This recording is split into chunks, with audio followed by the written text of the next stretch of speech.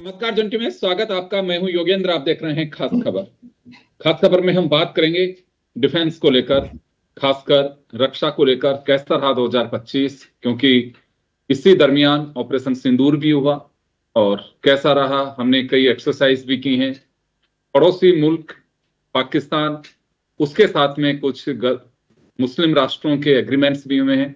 तो कैसा रहा है साल और हमें कितना सजग के लिए अलार्म दिया, कितने हम संतुष्ट हैं 2026 के लिए। क्या 25 की कुछ चुनौतियां 26 में भी मुंबई खड़ी होंगी या फिर किसी तरह की कोई परेशानी नहीं है।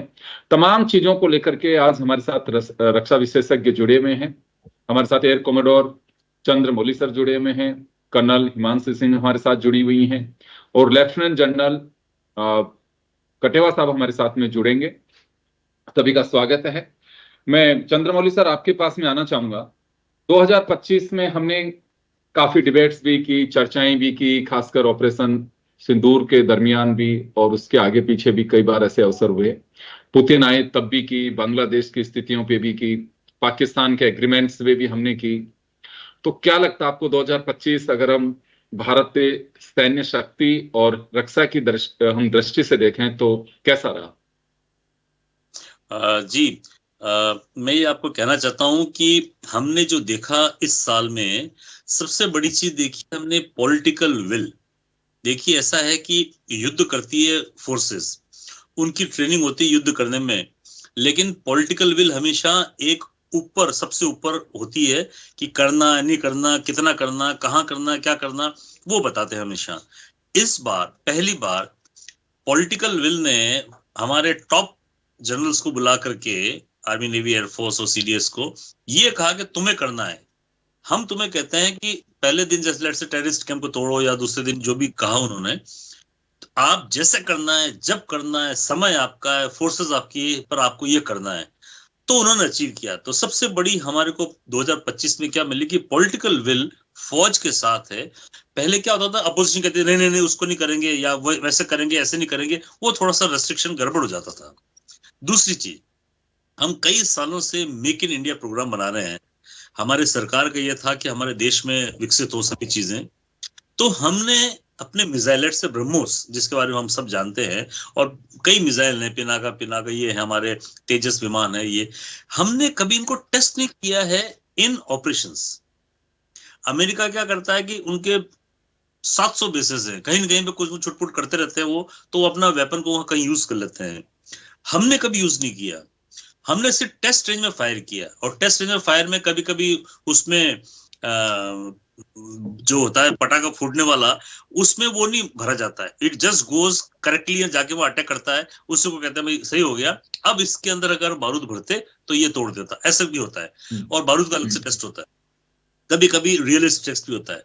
तो ये पहली बार 2025 में हमने अपने बनाए हुए वेपन्स, जैसे कि हमारे ब्रह्मोस, हमारे तेजस उड़े हुए, हमारे Su-30 हमारे यहाँ बने हुए हैं, हमारे Su-30, ये सब ऑपरेशनली टेस्ट हुए हैं, और इनकी एक्यूरेसी देखी गई थी पहले दिन ही, जबकि आर्मी और एयरफोर्स ने मिलकर के नॉन टेररिस्ट कैंप जो तोड़े थे, तो एग्जैक्टली हमको ये कहा गया था कोलेटरल नहीं होना चाहिए डैमेज, यानी कि आसपास के जो सिविलियंस है, आसपास के कोई बिल्डिंग्स है, हॉस्पिटल्स है, या कोई, उसको नहीं तोड़ना है। तुम्हारा टारगेट है टेररिस्ट के कैंप्स और टेररिस्ट, उसमें 100 से ज्यादा टेररिस्ट मारे हैं, टेररिस्ट कैंप्स तोड़े। तो ये हमने क्या किया कि हमारा वेपन को ऑपरेशनल टेस्ट किया। तीसरी चीज, हमने प्रूव किया वर्ल्ड को कि बिना क्रॉस किए हुए बॉर्डर, जैसे अमेरिका भी फाइनली इराक में घुसा ही घुसा था, इजराइल भी अपने हर जगह घुसता है ना, तो हमने ये प्रूव किया देश वर्ल्ड को कि हम नहीं घुसेंगे, हम क्रॉस नहीं करेंगे, हम यहीं से उतना ही डैमेज करेंगे जो हम करते थे। तो जो थिंकिंग थी हमारी, पहले जमाने की थिंकिंग थी कि लड़ाई अगर हुई तो हमारे जहाज जाएंगे, पायलट जाएंगे, उधर जाएंगे, वहां से गिराएंगे, अब वो पूरी चीज अलग हो गई है। अब बीवीआर, बियॉन्ड विजुअल रेंज के जो हथियार हमारे पास में आए हुए हैं, या ग्राउंड टू ग्राउंड स्ट्राइक करने वाले इतने एक्यूरेट हथियार हमारे पास में आ गए, तो उसकी भी टेस्टिंग पहली बार योगेंद्र जी हमने इसको की थी हमारे 2025 के अंदर। और आखिरी बात मैं कहूंगा कि हमारे जो बाकी देशों के साथ में रिलेशंस हैं, उसको इम्प्रूव करने के लिए, उसको समझाने के लिए देशों को हमने अपनी टीम्स यहाँ पे भेज दी थी। तो सिंदूर के बाद जो टीम हमारी कई देशों में गई थी, हमने उनकी विल हासिल की, हमने उनको ये कहा कि हमने क्यों किया, कितना किया और किस लिए किया, और मतलब हमने क्या अचीव किया, ये हमने सबको समझाया और काफी देश इसमें सहमत भी रहे। मैं एक चीज जानना चाहूंगा सर, आपने कहा कि पहली बार ऐसा देखा कि पॉलिटिकल विल पावर्स, आप तो कारगिल के वॉर के वक्त भी थे, तो उस वक्त ये सब चीजें नहीं थी, विल पावर कमजोर थी। नहीं, कारगिल के विल में एक एक करके मिल रहा था हमारे को, एक स्टेप मिल रहा था, अच्छा ठीक है, क्रॉस मत करना, अच्छा ठीक है। मैं खुद कारगिल में था, मतलब रेस्ट्रिक्शन इतने थे। अच्छा, कारगिल क्या था, होस्टाइल टेरेन के अंदर था, हमको उसकी प्रैक्टिस करनी चाहिए थी। वहां पे हमारी प्रैक्टिस नहीं थी। कुछ आर्मी वहां पे डिप्लॉयड रहती है, एयरफोर्स फ्लाई कर सकती है, लेकिन वैसी स्थिति में फायरिंग करना, जैसे हिल है, हिल के ऊपर को बैठा हुआ है, तो वो फायरिंग ऊपर से कैसे मारेगा उसको।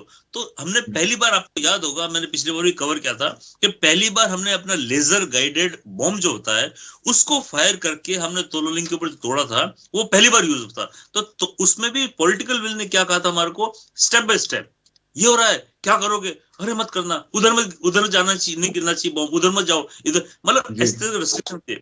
होते होते उन्होंने कहा कि अच्छा आप करो, हमने कहा तोड़ेंगे, वहां जाएंगे, नहीं क्या होगा। तो इस तरह से मतलब कि स्टेप बाय स्टेप, इसमें बिगनिंग में कह दिया था कि फोर्सेस, आपकी फोर्सेस है, आपका प्लान है, और आपका नतीजा होना चाहिए कि हमारे टेररिस्ट कैंप टूटने चाहिए। जी, चलिए मैं वापस लौटूंगा आपके पास में। निश्चित रूप से हमारी सैन्य ताकत बड़ी है और कुछ हमने ऑपरेशंस के जरिए या कुछ एग्रीमेंट्स के जरिए हमने अचीव भी किया है। डिफेंस सिस्टम पहले से काफी बेहतर, समय के साथ में, जरूरत के साथ में चीजें बढ़ती हैं, बजट भी उसी तरह से बढ़ता है। आज की जरूरतों के अनुसार अगर कोई समय के साथ अगर नहीं चलता है तो पिछड़ सकता है, जिसमें रक्षा हो, चाहे आपकी इंडस्ट्री हो, या फिर आपके एम्प्लॉयमेंट के जो साधन हो, ये अवसर तमाम समय के साथ में होना बहुत जरूरी है। और समय पे आप क्या अचीव करते हैं ये आपकी खूबी होनी चाहिए। चलिए हिमांशु जी का रुख करना चाहूंगा मैं आपको कैसा लगा 2025 अगर हम डिफेंस के व्यूज से देखें तो?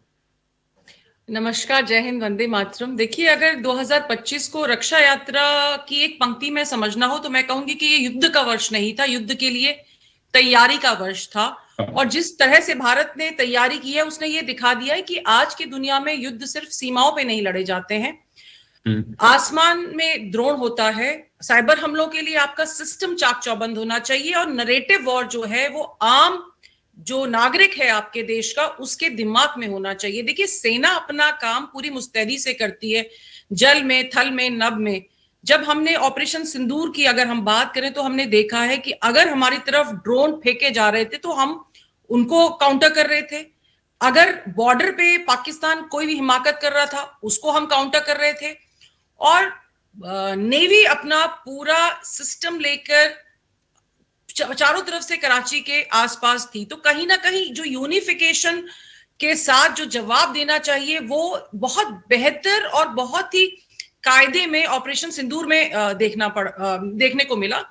और इस समय देखिए, भारत पर तीन तरफा जो है दबाव था। एक तो था कि पश्चिम में आपके पास एक अस्थिर पाकिस्तान है जो अंदर से टूट रहा है, जो फिर भी कोशिश करता है कि उसके टेररिस्ट भारत में आए, और हमने पहलगाम में देखा कि किस तरह से उन्होंने हिमाकत की, जिसके लिए हमें ऑपरेशन सिंदूर में उनको जवाब देना पड़ा। उत्तर में हमारे तरफ देखिए तो चीन है, नॉर्थ हमारा वेस्ट फ्रंटियर्स है, चीन है। चीन क्या करता है, गोली नहीं चलाता है क्योंकि उसके साथ हमारी संधि है, लेकिन वो लगातार हम पे दबाव बनाए रखता है। तो ये भारत के लिए एक डिप्लोमेटिकली और स्ट्रेटेजिकली और मिलिट्रीली तीनों तरह से एक बड़ी सी टाइट रोप होती है जिसपे भारत को चलना होता है। और एक और जो चीज हमें देखने को मिली है, जैसा हमारे जनरल विपिन रावत साहब ने कहा था कि जो 0.5 वाला वार है, वो जो अदृश्य चुनौतियां जो हमारे देश के अंदर है वो भी हमें इस साल देखने को मिली है। नहीं तो लाल किले के पास इस तरह के हमले नहीं होते, और ईश्वर का आशीर्वाद है कि वो बहुत कम उसमें हम निपटा पाए हैं, अदरवाइज ये चीजें और भयानक हो सकती थी। तो भारत ऐसे माहौल में जब खड़ा है तो भारत ने क्या किया, भारत पहली बात तो घबराया नहीं, भारत चुप था, लेकिन शांत रह के उसने जैसा जवाब दिया है वो आई थिंक अभी आगे आने वाले समय में इंटरनेशनली वॉर डॉक्ट्रिन्स में पढ़ाया जाएगा कि आप एक छोटे से ऑपरेशन को कितनी प्रिसिजन के साथ में, कितनी सटीकता के साथ में, नॉन एस्केलेटरी, फिर भी खत्म कर सकते हैं, वो भी अपनी शर्तों पे। और इसके अलावा भारत ने जो बहुत अच्छा काम किया, उसने अपने इंफ्रास्ट्रक्चर को मजबूत किया है। पहले हमारे पास, जैसा सर कह रहे थे, चाहे हम 1962 की बात करें, 71 की बात करें, कोई भी किसी, चाहे हम चाइना से युद्ध ले लें, चाहे बांग्लादेश का हम ले लें, चाहे हम पाकिस्तान की बात करें, तो हमारा इंफ्रास्ट्रक्चर उतना मजबूत नहीं था। और इंफ्रास्ट्रक्चर के साथ में एक बहुत इंपॉर्टेंट बात होती है, देखिए आप सामान खरीद सकते हैं, आज आपके पास पैसा है, लेकिन उस सामान के ऊपर जो सैनिक खड़ा है उसकी ट्रेनिंग बहुत अच्छी होनी चाहिए, उसको आना चाहिए कि वो सिस्टम कैसे ऑपरेट करेगा। अगर युद्ध में आपके ऊपर मानसिक दबाव है तो उस दबाव को, क्योंकि देखिए नैरेटिव हर जगह चल रहा होता है, हमने अभी भी देखा डीजी आईएसपीआर ने किस तरीके से फेक न्यूज फैलाई थी। चाइना की तरफ से उनको मिनट टू मिनट इंफॉर्मेशन दी जा रही थी कि हमारा कहाँ पे कितने लोग हैं, क्या हमारा मूवमेंट हो रहा है, क्या हम फायर करने की कोशिश कर रहे हैं। तो उस दबाव को झेलते हुए जो सैनिक वहां पे खड़ा है वो उसको कैसे काउंटर कर पाता है, तो वो चीज हमें बहुत अच्छे से देखने को मिली इस समय। और देखिए न सिर्फ ये हुआ, बल्कि थिएटर कमांड में और आत्मरक्षा के जो भी हमारे साजो सामान है, देखिए ब्रह्मोस हम आप घर में बना रहे हैं, पनडुब्बियां और पोत हम अपने यहाँ पर कमीशनिंग कर रहे हैं, तेजस हम बनाने की कोशिश कर रहे हैं। हालांकि अमेरिका की तरफ से हमें धोखा दिया गया कि उन्होंने टाइमली हमें इंजन की सप्लाई नहीं की, लेकिन फिर भी आत्मनिर्भर भारत ने ये दिखा दिया कि हमें पता है कि supply chains are subject to disruption. जब भी ऐसी स्थिति होती है, देखिए जरूरी नहीं है कि कोई आपसे युद्ध लड़ने आएगा, लेकिन वो अपनी सप्लाई चेन को खराब कर देगा। तो आप बैठे रहिए बॉर्डर पे, अगर आपके पास डीजल नहीं है, आपके पास इक्विपमेंट में जो छोटी सी एक अगर रिवेट भी लगनी है वो नहीं है, तो आप कितना बड़ा इक्विपमेंट, कितना महंगा इक्विपमेंट लेके बैठे रहें, वो भी आपका यूजलेस हो जाता है। लेकिन भारत ने एक कदम आगे बढ़कर मेक इन इंडिया और आत्मनिर्भर भारत की दिशा में जो कदम उठाया है, मुझे लगता है ये काबिले तारीफ है। और ये पूरे विश्व को एक संदेश है कि भारत शांति चाहता है, लेकिन कमजोरी की कीमत पर नहीं। भारत शांत इसलिए है क्योंकि वो मादा रखता है कि अगर कोई उसकी तरफ आंख उठा के देखे तो उसको घर में घुस के मारे। और यही हुआ। देखिए आसिफ अली जरदारी साहब का जो कल परसों बयान आया है कि मुझे बोला गया बंकर में चले जाइए, फिर इशाक डार साहब का मैसेज आया कि भाई हमें तो ऐसे था वैसे था। ये क्यों बोल रहे हैं कि हमने 80 ड्रोन्स उन्होंने फेंके तो हमने उनमें से 79 खत्म कर दिए, एक ड्रोन हम पे गिरा। अगर वो एक ड्रोन की भी बात को एक्सेप्ट कर रहे हैं, और कहां एक्सेप्ट कर रहे हैं कि रावलपिंडी के पास में नूर खान एयरबेस पे गिरा। रावलपिंडी जो है जीएचक्यू का गढ़ है, जहां से सारी वीआईपी मूवमेंट होती है। पाकिस्तान की फौज का सिस्टम सारा वहां से चलता है। अगर हम उससे 25 किलोमीटर दूर पे नूर खान में प्रिसिजन स्ट्राइक कर सकते हैं, तो क्या हम जीएचक्यू में स्ट्राइक नहीं कर सकते? लेकिन ये हमारा चॉइस था कि हमने वहां नहीं किया। तो भारत ने इस पूरे साल में एक जो संदेश दिया है कि हम सक्षम हैं, हम अपने संप्रभु हैं, और हम अपने देश की सीमाओं की अंदर और बाहर हर तरह से उसको रक्षा करने में सक्षम है। जी जी बिल्कुल, निश्चित रूप से। देखिए एक टेक्नोलॉजी की भी अगर हम बात करें तो ऑपरेशन सिंदूर के दरमियान ये रहा कि अब क्रॉस द बॉर्डर को युद्ध अगर होता भी है तो जाने की जरूरत नहीं, आपकी टेक्नोलॉजी मजबूत होनी चाहिए। और उस पर मुझे लगता है कि मेक इन इंडिया का फोकस हो, सरकार का मेक इन इंडिया के जरिए। अब आपका वक्त वही है कि आपकी स्मार्टनेस दिखनी चाहिए आपकी टेक्नोलॉजी में। तो एक अच्छा वो एक प्रदर्शन का एक अवसर कहा जा सकता है। दुर्भाग्यपूर्ण घटना थी, लेकिन उससे ये जता दिया गया है कि हम टेक्नोलॉजी वाइज काफी मजबूत हैं। चलिए, हमारे साथ कटेवा सर जुड़ गए हैं। सर, आपको कैसा रहा अगर हम देखें कि क्या कुछ विशेषताएं दिखी? रक्षा विशेषज्ञ नाते आपसे जानना चाहिए 25 में और 26 में उसका क्या इम्पैक्ट देख सकते हैं? योगेंद्र जी, देखिए पहले तो मुझे माफी चाहूंगा कि कम्युनिकेशन के कारण मैं समय पर आपसे नहीं जुड़ सका, और मुझे जो दो डिफेंस एक्सपर्ट बैठे हुए हैं हमारे, इनकी बातों का मुझे सुनने का मौका नहीं मिला। परंतु मुझे जैसा कि आप अभी मैं सुन ही रहा था मंची को कि हमारी जो फौज हैं उनका जो तीनों आर्मी, एयरफोर्स, नेवी का जो तीनों का कोऑपरेशन था।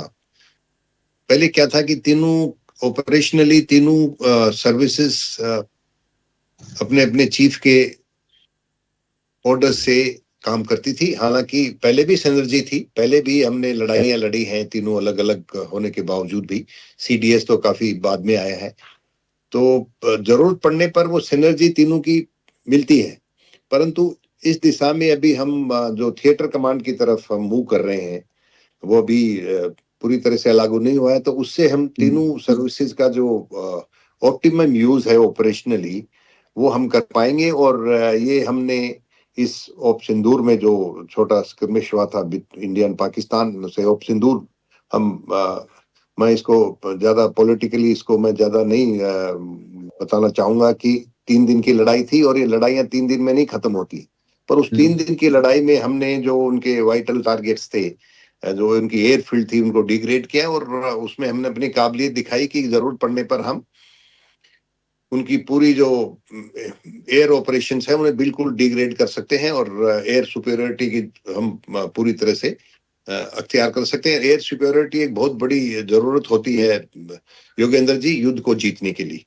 अगर सारी स्काईज में हमारे एयरक्राफ्ट फ्रीली मूव करके दुश्मन को मार गिराएं और दुश्मन के अड्डों को उनको ध्वस्त कर दें, तो वो एक हमने करके दिखाया कि उनका जो एयर डिफेंस सिस्टम है उसको हमने बिल्कुल खत्म करने की कोशिश, डिग्रेड करने की कोशिश की टेम्परेरीली। और ये हमने दिखा दिया कि हमारे पास जो एयर डिफेंस है और जो हमारी मारने की काबिलियत है, चाहे वो उनके जो ड्रोन्स आए थे उनको भी हमने काउंटर किया हमारे एयर डिफेंस से, सब के सब उन्होंने काफी सारे टर्की से लिए हुए ड्रोन्स उन्होंने फायर किए। एक चीज इस लड़ाई में सामने आई कि जो रिक्वायरमेंट होती है इन्फेंट्री या फौज की जाकर के फिजिकली चीज को ऑक्यूपाई करना, पहले जितनी भी हमारी लड़ाई होती है, हमारा ये लड़ाई का होता है कि हमारी 1 इंच जमीन दुश्मन के पास नहीं जाए। और इस लड़ाई में हमें ऐसा कोई चीज हासिल नहीं करनी थी कि हमने जाकर के उनके कब्जा करना था किसी जमीन को। हमें सिर्फ उनको एक सबक सिखाना था और उनके जो टारगेट्स थे, टेररिस्ट कैंप्स थे, पहले दिन वो डिस्ट्रॉय किए। और जब उन्होंने हमारे ऊपर ड्रोन और मिसाइल्स फायर किए और मीडियम आर्टिलरी का बॉर्डर एरियाज के ऊपर, जो जम्मू कश्मीर के गांव हैं उनके ऊपर और जो सहाई इलाका है उनके ऊपर भी फायर किए, बम्बारमेंट किया। हाँ जी, तो उसके बाद फिर हमने जो उनको काउंटर किया उनका, वो काफी काफिले तारीफ था और उससे उनकी काफी उनको नुकसान हुआ। उन्होंने कभी नहीं सोचा था कि इस तरह का हमला हमारे ऊपर आएगा। ये एक बड़ी बात है योगेंद्र जी की ये चीजें एस्केलेट नहीं हुई to a full fledged war. मतलब नहीं तो क्या होता है कि ऐसी लड़ाई के टाइम पर एक जगह हुआ, दूसरे दिन करते करते फिर वो पाकिस्तान की जो सेना है वो प्रेशर में आकर के पूरा का पूरा ये लड़ाई छिड़ जाती पूरे बॉर्डर के ऊपर और फिर ये फुल फ्लेजेड वॉर को हमको उनको लड़ना पड़ता। पर पाकिस्तान को भी पूरी तरह से पता है, उनकी सेना को भी पता है कि भारतीय सेना के साथ वो पूरा युद्ध अभी नहीं कर सकते। यही बात कारगिल में हुई। कारगिल में जो लड़ाई चली थी वो सिर्फ कारगिल के अंदर जो लद्दाख और जम्मू कश्मीर के ऊपर कारगिल के इलाके में ही कन्फाइंड रही। हालांकि इस जगह के ऊपर हमने उस टाइम के प्रधानमंत्री जी ने बोला था कि जो हमारी एयरफोर्स है वो अक्रॉस नहीं जाएगी लाइन ऑफ कंट्रोल के, और वो इलाके, वो जो पोस्ट थी जहां पे पाकिस्तान के घुसपैठिए हमारे चोटियों को उन्होंने ऑक्यूपाई कर रखा था जी, वो क्योंकि एलसी के अंदर था तो उनके ऊपर हमने फाइटर से प्रेसिजन बॉम्ब गिराए और उनको बर्बाद किया। और वो लड़ाई चली पर एस्केलेट होकर के बाकी पूरे देश में नहीं चली, क्योंकि पाकिस्तान को अच्छी तरह से पता है कि पूरी लड़ाई लड़ना फाइनेंशियली पाकिस्तान के फेवर में, किसी भी देश के फेवर में नहीं है। अगर लड़ाई लड़के बहुत एक्सपेंसिव होता है और देश पीछे चला जाता है। तो उस हिसाब से हमने उनको सबक भी सिखाया और हमें पूरी की पूरी ये संयम भी बरता कि हम पूरी की पूरी फुल फ्लेजेड वॉर नहीं करें। देश के अंदर ये चलती रही कि क्यों नहीं उसको आजाद कश्मीर को क्यों नहीं ले लिया, और लड़ाई चल रही थी तो हमने इतना सुपीरियर हो गए थे तो हम उसको आगे क्यों नहीं थे। ऐसी लड़ाइयां महाभारत की लड़ाई नहीं है ये। मॉडर्न आर्मी जब लड़ती हैं तो उसके लड़ने का और उसको स्ट्राइक करने के तरीके होते हैं।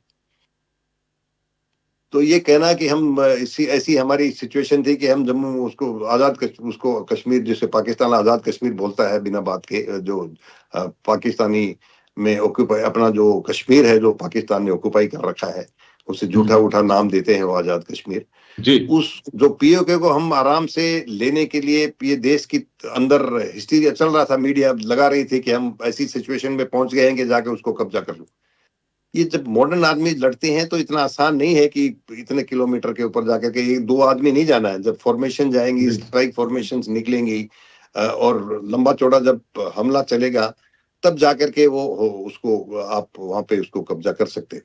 और उसकी अभी इस सिचुएशन में जरूरत नहीं थी और हम करना भी नहीं चाहते थे। तो ये एक लेसन हमने सीखा कि रिस्ट्रेन भी किया आर्म फोर्सेस ने, जी और हमने हमारा जो जरूरत थी उसे हमने हासिल भी किया। बिल्कुल। और तो एक चीज ये माना जा और सकता है कि 2025 सेना की दृष्टि से, हम सुरक्षा की दृष्टि से अगर हम यूं देखें तो टेक्नोलॉजी में हमने इजाफा किया है, जिसका परिचय ऑपरेशन सिंदूर के दरमियान दिया। सामने से अगर कोई अटैक भी करता है टेक्नोलॉजी की तरह से, क्योंकि ड्रोन भी एक उसका हिस्सा है, तो हम उसे कैसे काउंटर कर सकते हैं, वो हमारे पास में एडवांस डिफेंस सिस्टम है जो SU-400 के रूप में रहा। मैं इसी कदम को एक आगे बढ़ाऊंगा, क्योंकि 2026 की जरूरतों के हिसाब से और 25 में जो कुछ हमने किया है और 26 में क्या इम्पैक्ट उसका आएगा, और हो सकता है इन फ्यूचर टाइम लगे उसमें। समय कम है, मैं एक मिनट में चाहूंगा आप लोगों से। तो चंद्रमौली सर, आपके पास में आना चाहूंगा। अभी हाल ही में पुतिन का दौरा रहा। हमारे सबसे अगर नियरेस्ट और डियरेस्ट अगर कोई एक यूं कहूं कि मित्र राष्ट्र है तो वो रसिया है, इसमें कहीं कोई डाउट नहीं है, क्योंकि हम लोगों ने थोड़ा सा उसे साइड करने की भी कोशिश की या नहीं की, लेकिन हम लोग अमेरिका की गोद में ज्यादा बैठने को हम लोग एक वो मान के चलते हैं कि देखें हमने अमेरिका में हमारी पैठ जमा ली, जबकि हर कोई कहता था कि अमेरिकन फर्स्ट देखता है, वो आपके कभी सगा नहीं हो सकता। लेकिन उसके बावजूद भी एक मजा हुआ स्टेटमेंट हमेशा रसिया की तरफ से आया है कि उनके समय की जरूरत के साथ वो कर सकते हैं, लेकिन आज भी हमारे साथ वैसे ही मित्राना राष्ट्र के संबंध हैं भारत के साथ में, जो एक सटीक बयान रहा। लेकिन अभी जो दौरा रहा वो काफी उसमें एक इसे महत्वपूर्ण कह सकते हैं हमारे डिफेंस सिस्टम के लिहाज से। हाँ जी, वो तो हमने पुतिन साहब का दौरा तो हमने पिछली बार में कवर किया था। मैं 2026 का जो आपका मेन टॉपिक जो है उसके ऊपर आता हूँ तो कि शॉर्ट में चाहूंगा सर, क्योंकि 2026 समय 3 मिनट बचे हैं बस। एक मिनट लूंगा। वो पुतिन का दौरा जी तो बोल चुके थे। 2026 के अंदर साइबर, AI ये युद्ध में आएंगे। इसकी वजह जी से हमारी इंटेलिजेंस की क्षमता, हमारे को आंसर मिलने शुरू हो जाएंगे, क्या करना चाहिए कैसे करना चाहिए वो मिलना शुरू हो जाएगा, पहली बात। दूसरी, जी आर्मी नेवी एयरफोर्स की सिनर्जी के बारे में बता चुका हूं। ये और भी डेवलप होकर के हम लोग इसको सटीक मार करने के लिए आर्मी नेवी एयरफोर्स साथ साथ लड़ाई करेंगी।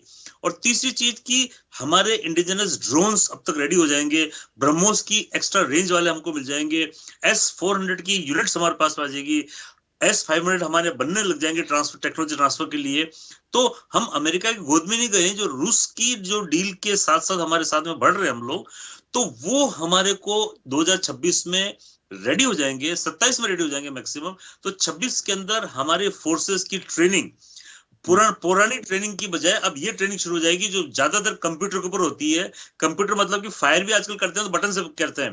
पहले के जमाने में गोला लगा देते हैं, वो खींच देते हैं, तोप चलती थी। आजकल तोप भी इलेक्ट्रॉनिकली फायर होने लगी है। तो मैं क्या कर रहा हूं कि एडवांस्ड टेक्नोलॉजी के साथ साथ हमारी फोर्सेस भी एडवांस ट्रेनिंग कर रही है। और अब बॉर्डर क्रॉस करने की बजाय इंटरनल यहाँ बैठ करके फायर करना हमारा जरूरी है। और मैं बताऊं, अगर हमारे को कुछ लॉसेस हुए थे वो इसलिए हुए थे कि हमारी साइबर जो इंफॉर्मेशन है वो गलत थी। हमको लग रहा था कि चाइना की जो मिसाइल जो फायर करता है उनका J-70, तो वो 140 किलोमीटर करता है, एक्चुअली 200 कुछ करने लगा था। तो चाइना ने कुछ दिया था। हमारी इंटेलिजेंस को बढ़ाना पड़ेगा। हाँ, आप हाथ करो, मैं इंटेलिजेंस को बढ़ाना पड़ेगा। More intelligence we will have to take from लोगों से, ताकि पाकिस्तान की मोर नॉलेज हमको मिले। जी बिल्कुल, निश्चित रूप से, क्योंकि हम बेशक जो पहलगाम की घटना है उसमें भी एक हमारी एक चूक इसी नाते से कही जा सकती है कि हम इंफॉर्मेशन का जो इनपुट है वो कहीं ना कहीं उसमें लेकुना रहा है, तब उसकी जरूरत पड़ी हमें ऑपरेशन सिंदूर की भी। ये बात बिल्कुल सही है कि हमें कुछ ऐसी चीजों के, देखिए घटनाएं हो सकती हैं, इससे इनकार नहीं किया जा सकता, लेकिन हमें घटनाओं से लेसन लेना बहुत जरूरी है। और आपका जो संकेत है वो मैं मानता हूं कि हमें इंटेलिजेंस सिस्टम को और मजबूत करने की जरूरत है, ताकि इस तरह की स्थितियां रिपीट ना हो। मैं हिमांशु जी आपके पास में आना चाहूंगा। टेक्नोलॉजी का युग है और उसका कुछ असर भी देखा। 26 में क्या जरूरत महसूस करती हैं आप कि हाँ ये भी होना चाहिए? देखिए, जो 2025 रहा है ये रक्षा युद्ध का बहुत उथल पुथल रहा है। हमने वर्ल्ड ऑर्डर को टूटते हुए देखा है। हमें बिल्कुल एक चीज समझ में आ गई है कि अंतरराष्ट्रीय कानून कुछ मायने नहीं रखते, मानवाधिकार बिल्कुल मायने नहीं रखते, ताकत जो है वो नैतिक हितों से ऊपर है। जब हम बिल्कुल नैतिक हितों की बात करते हैं और साइबर की भी बात करते हैं, तो देखिए साइबर और नैतिकता साथ साथ नहीं जाती हैं। लेकिन अगर भारत को इस समय अपने आप को बलशाली और दमखम रखना है, तो हम अगर ऑपरेशन सिंदूर का ही उदाहरण ले लें, तो हम अगर डीजीएसपी आईएसपीआर से किसी चीज में पीछे थे तो वो नरेटिव वॉरफेयर में थे, जो भारत ने इस समय बहुत ठीक किया है। लेकिन अभी हमें जो जरूरत है कि जो लेटेस्ट टेक्नोलॉजी आ रही है, जैसे अभी कुछ लेजर बीम वाले इन्होंने काउंटर ड्रोन सिस्टम्स लिए हैं, तो उस तरह की चीजें जो लेटेस्ट इन टेक्नोलॉजी है, अगर रशिया अपने को फिजन के द्वारा चलाए जाने वाली न्यूक्लियर पावर्ड मिसाइल्स लॉन्च कर रहा है, पनडुब्बियां लॉन्च कर रहा है, तो भारत को भी जरूरत है उस दिशा में काम करने की। न सिर्फ ड्रोन्स, बल्कि देखिए अब ड्रोन्स जो है आज की बात है, लेकिन अगर हमें 26 में वॉर करना है तो ड्रोन से आगे का सोचना होगा। तो मुझे लगता है कि हमें बहुत प्रोएक्टिवली वो जितने आयाम है जिनको हमने अभी तक अनछुआ रखा है उन पे काम करने की जरूरत है। हमारे पास ड्रोन बटालियन, देखिए रुद्रा, भैरव, ये सब आजकल आ रहे हैं, लेकिन जो भले ही हम रुद्र बटालियन, भैरव बटालियन हो या रुद्र ब्रिगेड्स हो, उनको किस तरीके से इंटीग्रेट कर सकते हैं, ट्रेन कर सकते हैं, क्योंकि ये बॉर्डर पे हमारे हैं, तो किस तरीके से बॉर्डर को चाक चौबंद रखने के लिए और आने वाले हमले, क्योंकि ड्रोन की लड़ाई पहली बार भारत ने लड़ी थी, तो आगे हम किसी और चीज से सरप्राइज ना हो, उस दिशा में काम करना मुझे लगता है बहुत जरूरी होगा। जी, बिल्कुल आप सही कह रहे हैं, क्योंकि अब 2 कदम आगे सोचने की आवश्यकता है और हर राष्ट्र को अपने तरीके से अधिकार है, वो देख सकते हैं। मैं इस बात से बिल्कुल सहमत हूं कि अभी ये नैतिकता, मानव अधिकार और अंतर्राष्ट्रीय कानून, क्योंकि पावरफुल जो कंट्री हैं मानते नहीं है, तो दूसरा क्यों माने फिर उसके। ये तो हो नहीं सकता कि आप छोटे कंट्री या फिर जो विकासशील राष्ट्र उन पे थोप दें। चले कटेवा साहब, आपके पास में आना चाहूंगा। अभी हमें जरूरत के हिसाब से कहाँ फोकस करने की जरूरत है। हालांकि देखिए, हमारे जो सिस्टम को जो भी देख रहे हैं, सरकार में बैठे लोग हैं, उनके अपने एग्रीमेंट्स हैं। 2026 में कुछ एडवांस टेक्नोलॉजी से जुड़ी चीजें हमें मिलेंगी, वेपन्स हमें मिलेंगे, कुछ हमारे फाइटर्स मिलेंगे, तो ये कुछ रिप्लेसमेंट करने की कहीं जरूरत है। और बड़ी बात ये रही कि मिग भी इस बार 2025 में विदा किए गए हैं। 26 में क्या महसूस करते हैं कि हाँ, हमें इन चीजों पे भी फोकस करने की जरूरत है। सर, समय हो चुका ऑलरेडी, लेकिन मैं 1 मिनट जरूर आपको दूंगा।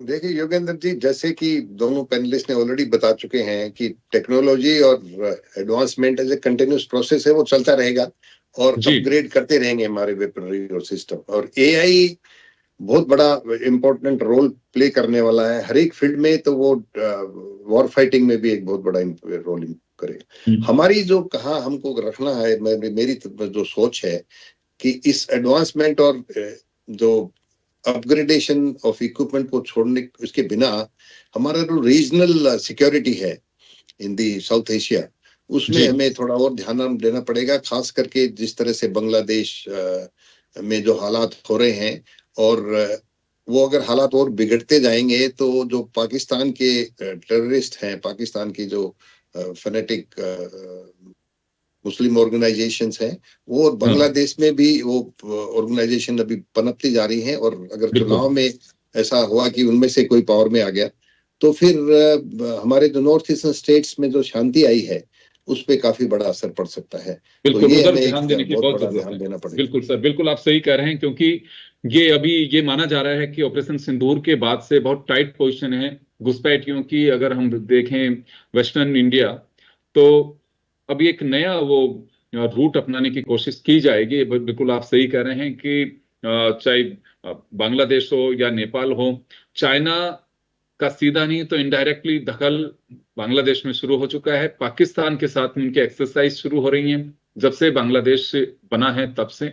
तो ये कहीं ना कहीं उनका दखल बढ़ता जा रहा है। और यूं कहूं एक सीधी लाइन में तो कट्टरपंथियों का जो अभी वहां पे बोलबाला हुआ है और अल्पसंख्यक हिंदुओं पे जिस तरह के हमले हो रहे हैं, उसमें एक नफरत की भावना वहां पूरी तरह से पैदा की जा रही है। वो चाहे बांग्लादेश में पनपे ना पने, लेकिन वाया पाकिस्तान को एक जरिया जरूर मिल गया है। तो यहां भी हमें, मुझे लगता है कि 26 में ज्यादा सजग रहने की आवश्यकता होगी। आप सभी का बहुत बहुत शुक्रिया और सभी को हैप्पी न्यू ईयर। दीजिए इजाजत, नमस्कार।